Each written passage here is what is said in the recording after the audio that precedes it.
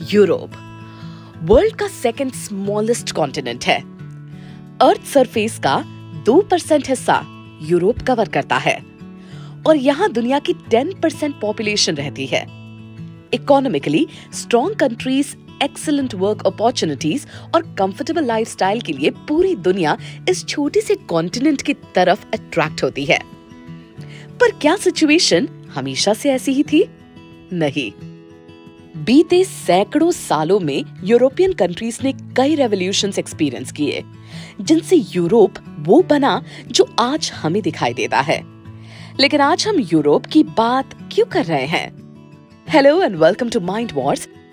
आज हम जानेंगे कि कैसे यूरोप ने मोनार्किज्म से नेशनलिज्म तक का सफर तय किया। So let's start today's topic, जो है the rise of nationalism in Europe.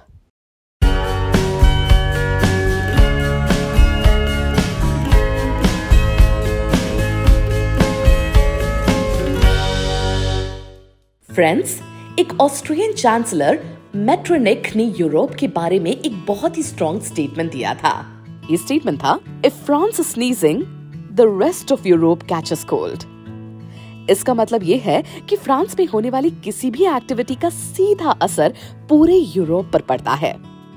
और यहाँ बात हो रही है 1789 में हुए फ्रेंच रेवोल्यूशन की, एक ऐसी क्रांति जिसने यूरोप ही नहीं बल्कि पूरे वर्ल्ड की हिस्ट्री पर असर डाला था। तो यूरोप में आए नेशनलिज्म को समझने से पहले थोड़ा फ्रांस को जानना जरूरी है। तो चलिए अपना आज का टॉपिक शुरू करते हैं। 1789 के रेवोल्यूशन के बाद फ्रांस में मोनार्की सिस्टम खत्म हो चुका था।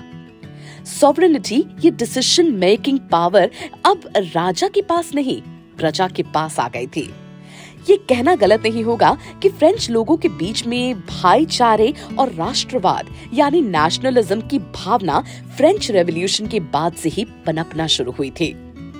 सोसाइटी अपने आप को एकजुट देख रही थी, लेकिन एक नेशन को बनाने के लिए बस इतना ही काफी नहीं था।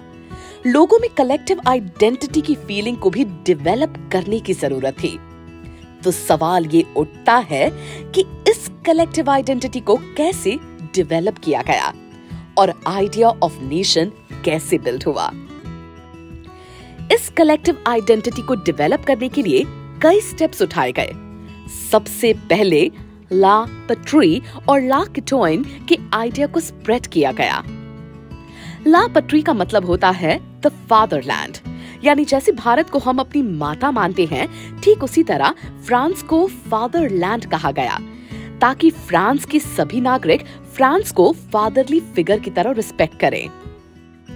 ला सिटिजन का मतलब है द सिटीजन, यानी फ्रांस में कोई फर्स्ट या सेकंड एस्टेट का नागरिक ना होकर सभी समान रूप से फ्रांस के सिटीजन कहलाए जाएं।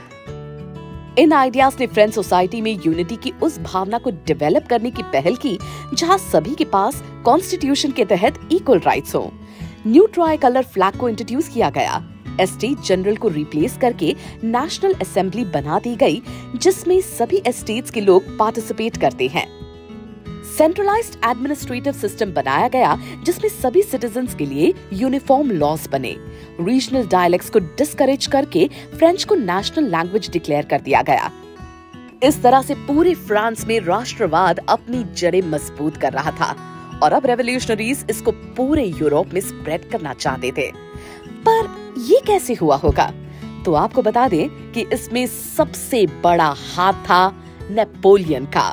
जी हाँ, 1790 में फ्रेंच रेवोल्यूशन के बाद यूरोपियंस को ये समझ में आ चुका था कि नेपोलियन ने भले ही फ्रांस में अपनी सुप्रीमेसी एस्टैब्लिश की थी, पर उसके आइडियाज मोनार्की सिस्टम से बहुत मॉडर्न थे, जो लोगों की आजादी की बात करते थे। इसीलिए फ्रेंच आर्मी के साथ नेपोलियन ने कई यूरोपियन देशों की तरफ रुख किया, जैसे होलैंड, बेल्जियम, स्विट्जरलैंड और इटली के कई पार्ट्स में, जहां के लोगों का भी नेपोलियन को शुरुआत में बहुत सपोर्ट मिला। जिन जिन देशों पर नेपोलियन कब्जा करता गया, वहां उसने कई चेंजेस इंप्लीमेंट किए। 1804 में नेपोलियन ने सिविल कोड इंट्रोड्यूस किया। इसे नेपोलियनिक कोड भी कहा जाता है। इसके थ्रू नेपोलियन ने बाय बर्थ मिलने वाले प्रिविलेजेस को खत्म किया। इसमें कानून को सबसे ऊपर रखा गया और इक्वालिटी पर जोर दिया गया। इतना ही नहीं, इसमें इमर्जिंग क्लास की प्रॉपर्टी के राइट्स को भी सिक्योर किया गया। पर हर जगह सिचुएशन सेम नहीं थी। कई जगह नेपोलियन को लेकर मिक्स्ड रिएक्शन भी थे। इन एरियाज में होलैंड, स्विट्जरलैंड जैसी कंट्रीज और कई सिटीज जैसे ब्रसल्स, मैंस, मिलान और वॉर्सो शामिल थी।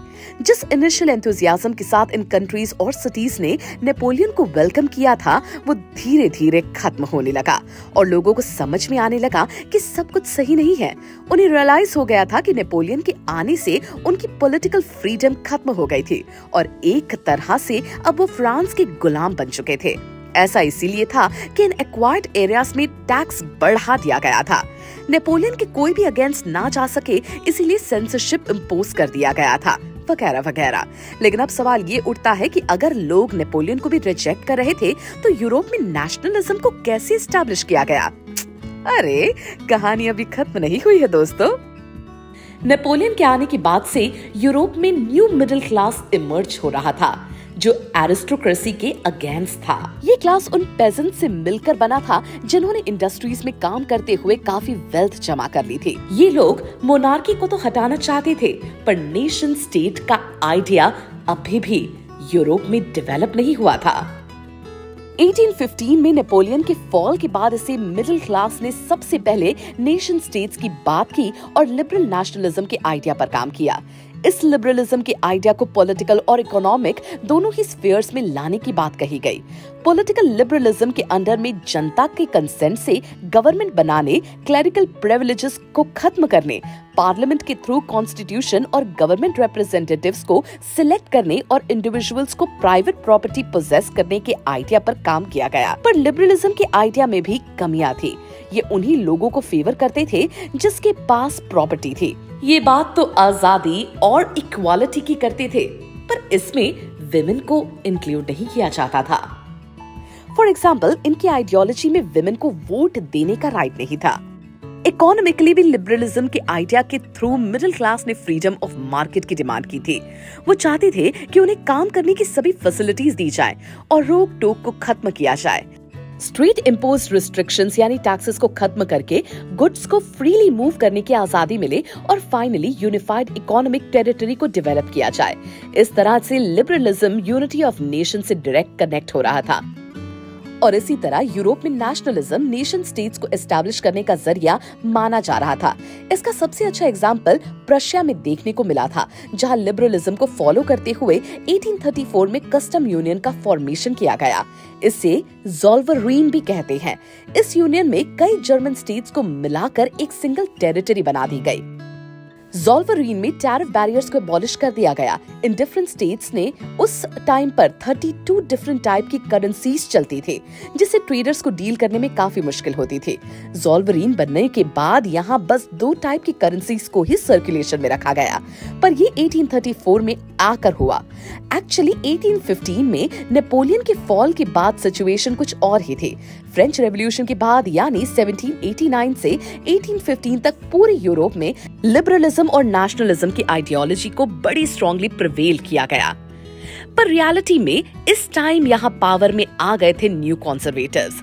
अब आप सोच रहे होंगे कि ये न्यू कॉन्जर्वेटिव्स कौन थे और ये कहां से आ गए? एक्चुअली कॉन्जर्वेटिव्स वो लोग थे जो मोनार्की में बिलीव करते थे और सोसाइटी में किसी भी तरह के चेंज को जल्दी एक्सेप्ट करना इनके लिए मुश्किल था। ये लोग ज्यादातर रॉयल फैमिलीज को ही बिलोंग करते थे। फ्रेंच रेवोल्यूशन के बाद कॉन्जर्वेटिव्स तो सेम थे, पर उन्होंने नेपोलियन द्वारा लाए गए मॉडर्नाइजेशन को पूरी तरह से नहीं नकारा था और इसीलिए इन न्यू कॉन्जर्वेटिव्स और इनकी आइडियोलॉजी को न्यू कॉन्जर्वेटिज्म भी कहा गया। ये ट्रेडिशनल इंस्टीट्यूशंस जैसे चर्च, मोनार्की, प्रॉपर्टीज और रॉयल फैमिलीज के प्रिविलेजेस को प्रिजर्व करने में बिलीव किया करते थे। पर फ्रेंच रेवोल्यूशन के बाद वो ये भी नहीं चाहते थे कि सिचुएशन प्री रेवोल्यूशन डेज वाली रहे। इन्हें समझ में आ गया था कि मॉडर्नाइजेशन मोनार्की सिस्टम को भी स्ट्रॉन्ग कर सकता है। मॉडर्न आर्मी, एफिशिएंट ब्यूरोक्रेसी और डायनामिक इकोनॉमी के फायदे कॉन्जर्वेटिव्स को दिख रहे थे और उन्होंने इन मॉडर्न चेंजेस को मोनार्की में इनकॉर्पोरेट कर लिया था। इसके चलते इन्होंने फ्यूडलिज्म और सर्वडम को भी अबॉलिश कर दिया था। 1815 में नेपोलियन को डिफीट करने के बाद ब्रिटेन, रशिया, प्रशिया और ऑस्ट्रिया के रिप्रेजेंटेटिव्स ने मिलकर ट्रीटी ऑफ वियना साइन की थी। ये सारे देश वही थे जिन्होंने मिलकर नेपोलियन को हराया था और ये रिप्रेजेंटेटिव्स कंजर्वेटिव क्लास को ही बिलोंग किया करते थे। ऑस्ट्रिया के वियना में हुई इस मीटिंग के होस्ट थे ऑस्ट्रिया के chancellor Duke Metternich. Treaty of Vienna को साइन करने का मेन ऑब्जेक्टिव था यूरोपियन कंट्रीज में मोनार्की सिस्टम को रिस्टोर करना, जिसे नेपोलियन ने खत्म कर दिया था। इस ट्रीटी में कई चेंजेस इंट्रोड्यूस किए गए थे। फ्रांस की बर्बन डायनेस्टी को रिस्टोर करके फिर से पावर में लाया गया था, पर फ्रांस की लॉस्ट टेरिटरीज को उसमें दोबारा ऐड नहीं किया गया। इतना ही नहीं, फ्रांस को एक्सपैंड करने से रोकने के लिए फ्रेंच बाउंड्रीज पर कई स्टेट्स डेवलप कर दिए गए थे। यूरोप में जगह जगह कॉन्जर्वेटिव रिजीम को सेट कर दिया गया था, पर क्या यूरोपियन सोसाइटी इस रिजीम को एक्सेप्ट कर पा रही थी? एक्चुअली नहीं। नेपोलियन के साथ लोगों ने जितना भी टाइम बिताया उसमें उन्होंने लिबर्टी, फ्रीडम और इक्वालिटी का स्वाद चख लिया था। न्यू कॉन्जर्वेटिव्स के पावर में आने से सेकेंड वेव ऑफ रेवोल्यूशन को एक पुश मिला, जिसमें रेवोल्यूशनरीज का बहुत बड़ा रोल था। पर ये आसान नहीं था। कॉन्जर्वेटिव्स के पावर में आ जाने से लिबरल्स और नेशनलिस्ट ने अपने आप को अंडरग्राउंड कर लिया था। कॉन्जर्वेटिव्स इस समय लिबरल्स के अगेंस्ट थे, क्योंकि इन्हीं की आइडियोलॉजी के चलते मोनार्की को हटाया गया था। लिबरल्स ओपनली कॉन्जर्वेटिव्स को क्रिटिसाइज नहीं कर सकते थे, इसीलिए उन्होंने सीक्रेट सोसाइटीज का फॉर्मेशन करना शुरू किया। इन सोसाइटीज के क्रांतिकारी चोरी छुप के लोगों के बीच लिबरलिज्म को स्प्रेड किया करते थे। ये न्यू कॉन्जर्वेटिव्स को अपोज करते थे और लिबर्टी और फ्रीडम के लिए फाइट करते थे। इन क्रांतिकारियों का ये मानना था कि इन्हें फ्रीडम और लिबर्टी तब भी मिल सकती है जब एक नए देश का निर्माण हो। इन्हीं में से एक इटालियन रेवोल्यूशनरिस्ट थे गिउसेppe मज़ीनी। इनका जन्म 1805 में जिनोवा में हुआ था। ये सीक्रेट सोसाइटी कार्बोनारी के मेंबर थे और इन्होंने मजबूती से नेशन स्टेट्स को बनाने पर जोर दिया। इन्हीं रेवोल्यूशनरीज की वजह से 1830 से 1848 के बीच में यूरोप में कई रेवोल्यूशंस आए और इस पीरियड को कहा गया द एज ऑफ रेवोल्यूशन। इन रेवोल्यूशंस को लिबरल नेशनलिस्ट ने लीड किया था, जो मिडिल क्लास को बिलोंग करते थे। इनमें प्रोफेसर्स, स्कूल टीचर्स, क्लर्क्स और कमर्शियल मिडिल क्लास के मेंबर्स शामिल थे। इन क्रांतिकारियों ने जुलाई रेवोल्यूशन को इनिशिएट किया और सबसे पहले 1830 में फ्रांस की बर्बन डायनेस्टी का तख्ता पलट कर दिया और उसे कॉन्स्टिट्यूशनल मोनार्की में कन्वर्ट कर दिया। इसका सीधा मतलब था कि बर्बन डायनेस्टी में लुई फिलिप किंग तो बने रहेंगे, पर वो कॉन्स्टिट्यूशन के हिसाब से काम करेंगे। इसी टाइम में बेल्जियम को यूनाइटेड किंगडम ऑफ नेदरलैंड से अलग कर दिया गया। ग्रीस, जिससे 15th सेंचुरी में ऑटोमन एम्पायर का पार्ट था, वहां भी इंडिपेंडेंस के लिए स्ट्रगल तेज हो गया था और अल्टीमेटली 1832 में ट्रीटी ऑफ कॉन्स्टेंटिनोपल साइन करके ग्रीस को इंडिपेंडेंट नेशन डिक्लेयर कर दिया गया। पर लोगों में नेशनलिज्म की भावना सिर्फ लड़ाई लड़ने से नहीं आई।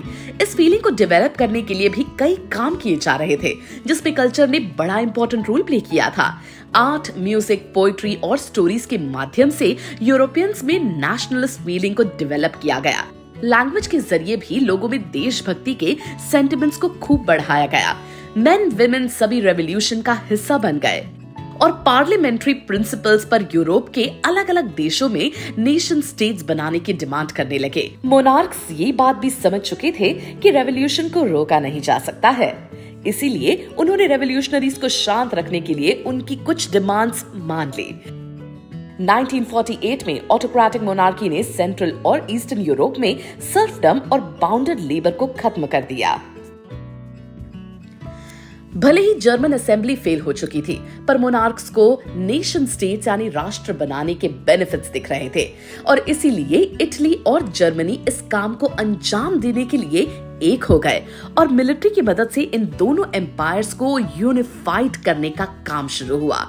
इस समय मिलिट्री के चीफ मिनिस्टर थे Otto von Bismarck. Friedrich Wilhelm IV के मरने के बाद जर्मन के किंग बने विलियम I। ये क्लेवर किंग थे और इन्होंने मिलिट्री को यूनिफिकेशन करने का ऑर्डर दिया। इस यूनिफिकेशन प्रोसेस में 1864 से 1871 के बीच प्रशिया ने ऑस्ट्रिया, डेनमार्क और फ्रांस से 3 लड़ाइयां लड़ी, जिसमें प्रशिया की जीत हुई और जर्मनी यूनिफाइड हुआ। जनवरी 1871 में विलियम द फर्स्ट को वर्साइल्स में हुई एक सेरेमनी में जर्मन एम्परर का ताज पहना दिया गया। इस यूनिफाइड जर्मनी में प्रशिया का डोमिनेंस था क्योंकि वो सबसे बड़ा राज्य था। जर्मनी में यूनिफिकेशन के साथ ही वहां की करेंसी, बैंकिंग, लीगल और जुडिशियल सिस्टम को भी मॉडर्नाइज कर दिया गया था। इसी तरह का बदलाव इटली में भी आया। Actually mid of the 19th century में इटली 7 स्टेट्स में बटा हुआ था। इनमें सार्डिनिया, पिएडमोंट सबसे बड़ा स्टेट था, जहां के किंग थे विक्टर इमैनुअल II। बाकी सभी स्टेट्स में अलग अलग किंग्स रूल करते थे। विक्टर इमैनुअल II ने इटली को यूनिफाइड करने का बेड़ा उठाया और कई वॉर्स लड़ी। फाइनली 1861 में विक्टर इमैनुअल II को यूनिफाइड इटली का किंग डिक्लेयर किया गया। इतना ही नहीं, 18th और 19th सेंचुरी के आर्टिस्ट ने कंट्री को एक पर्सन और नेशन को फीमेल फिगर की तरह पोर्ट्रे करना शुरू किया। इस न्यू यूनाइटेड स्टेट्स में लिबर्टी, जस्टिस और रिपब्लिक को भी नई पहचान मिली, जिसको पूरी यूरोप ने रिस्पेक्टफुली एक्सेप्ट किया। So friends, this is all about the rise of nationalism in Europe. उम्मीद है आपको आज बहुत इंटरेस्टिंग इंफॉर्मेशन मिली होगी। तो इसी तरह हिस्ट्री को मजेदार ढंग से जानने के लिए देखते रहिए हिस्ट्री एक्सप्लेन्ड और लाइक, शेयर और सब्सक्राइब कीजिए हमारा YouTube चैनल माइंड वॉर्स।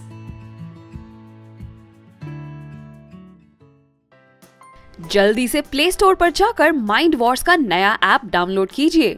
खेलिए बहुत सारे quizzes which bridge the gap between studies and your buddies और पाओ गेम्स खेलते खेलते स्टडी करने का मजा। So what are you waiting for? Download the app now. To be the first to know of the videos on the Mind Wars YouTube channel, hit subscribe and click the bell icon. And remember, knowledge increases when you share it. So like, share and tell your friends about the video.